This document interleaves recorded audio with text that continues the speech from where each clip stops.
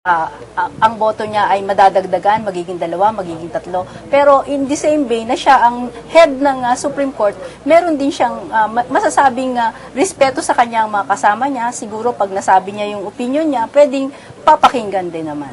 Yun nga po, Attorney Alice, no? Kasi sinasabi nila, meron po ba talagang power itong Chief Justice na impluwensyahan ang boto ng mga kasamahan niya sa Korte Suprema? Ang masasabi ko lang, kapag ikaw ay naging justice na, siguro naman independent-minded ka na.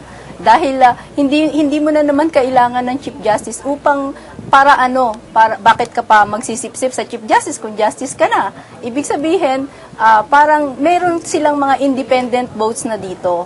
Hindi na siguro kayang impluwensyahan sa stature nila ngayon. Kaya lang, meron sigurong mga ibang factors din na masasabi natin kung paano sila mai-impluwensyahan. At sana, ang iniisip namin dito ay sana sila ay maging independent-minded at base lamang sa ebidensya kung paano sila mag-desisyon. Pero hindi po ba na iba yung takbo ng pagdesisyon ukol doon sa kahapon na pinag-testify ni Secretary De Lima, ang 2 acts na ginawa po ng Chief Justice tulad ng pag-hold ng dissenting opinion sa distribution. Yung administratively, may influensya ho ba siya? Yung administrative matter, wala siyang impluwensya, pero administratively, siya lang ang makakagawa nun, yung ginawa niya. Wala nang iba. So lahat po ng ibang justices, hindi magagawa yung ganitong klaseng mga akto that were named yesterday? At saka yung katulad nga, yung kahapon sa dissenting opinion ni Justice Sereno, ang masabi ko lang dyan, talagang kung hindi naman siguro niya gagawing dissenting opinion yun, kung hindi talagang nangyari yun. Sir Ramon, sa Sabado po ay isa-celebrate o gugunitain po ng buong bansa itong People Power 1. Sa tingin niyo po ba itong nangyayari na to dito sa ating sistema ng gobyerno, itong impeachment trial, ito po ay bunga ng pinaglaban noong EDSA People Power 1? Well, ang buong 87 Constitution ay product ng People Power. Kaya in that sense, product din itong as part of the democratic process, itong impeachment process. Kasi unique ito na proseso. Dito mo lang matatanggal yung mga impeachable officials. Hindi pwedeng darin sa civil service regulations, halimbawa. Dito lang talaga. So in that sense, bahagi siya. Pero hindi siyempre usapin ito na parang nakahiwalay siya sa buong political context sa bansa. No? Kasi pag magsabi ka ng impeachment, palaging political ang nature nito. Sir, para in that respect, yung pagtanaw pa ba ng taong bayan sa impeachment ay sa tingin nyo, konektado pa rin ba sa diwa ng EDSA? Lalo na sa una.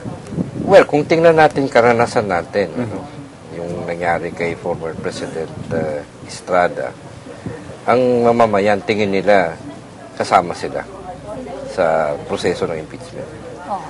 Hindi, of course, directly, pero pinag-uusapan nila lahat ng mga usapin na pinag-uusapan din dito sa loob ng Senado. Hindi mo mahiwalay na yung dalawa eh. At kahit dito ngayon, kahit may iba halimbawa nagsasabi na kumukunti nanonood, kukunti yung pupunta dito, I don't think so. May isang proseso dito na tingin ko ang mga tao ay alam na alam nila, which is binigay nila yung proseso sa Senado as representative of the people, pero kasama sila sa desisyon. Kaya marami pa rin yung usapan ng nangyayari. Ang duda ko lang dito, baka this early, yung mga ilan, hindi ko sigurado kung marami o nakararami na ito, na may mga conclusion na. Parang ba naghihintay na lang na tapusin na lang yan.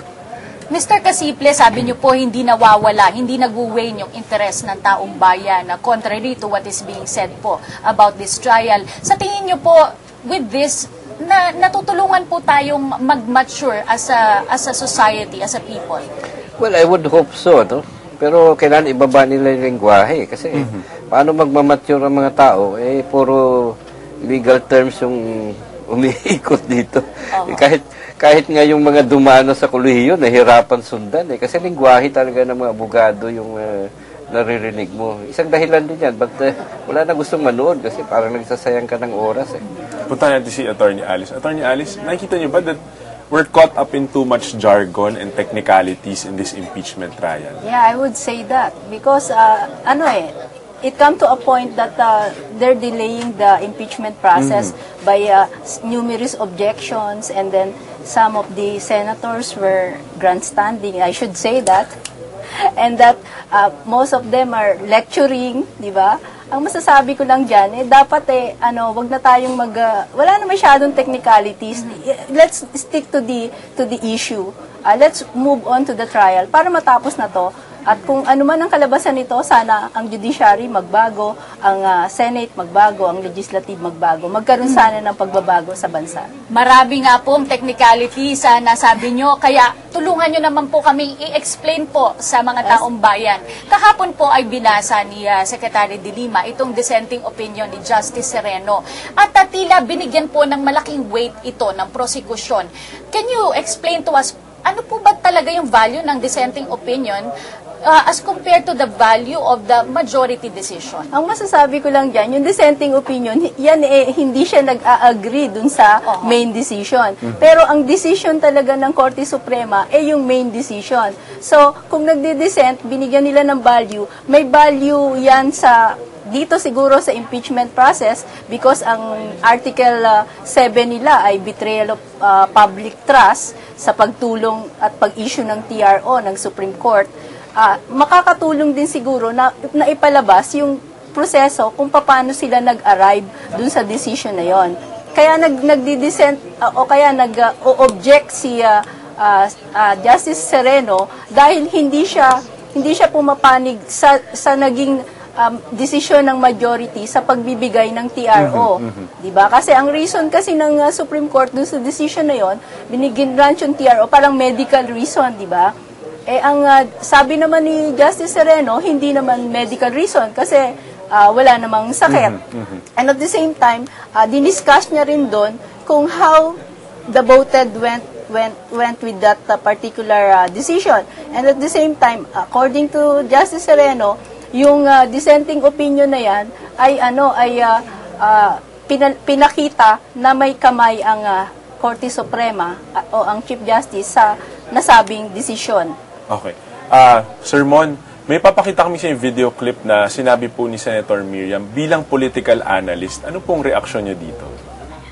The testimony of the Justice Secretary, as I will bring up later this afternoon, is hearsay. It is not admissible. She's not testifying on her own personal knowledge, but her testimony is based on the dissenting opinion of Justice Sereno.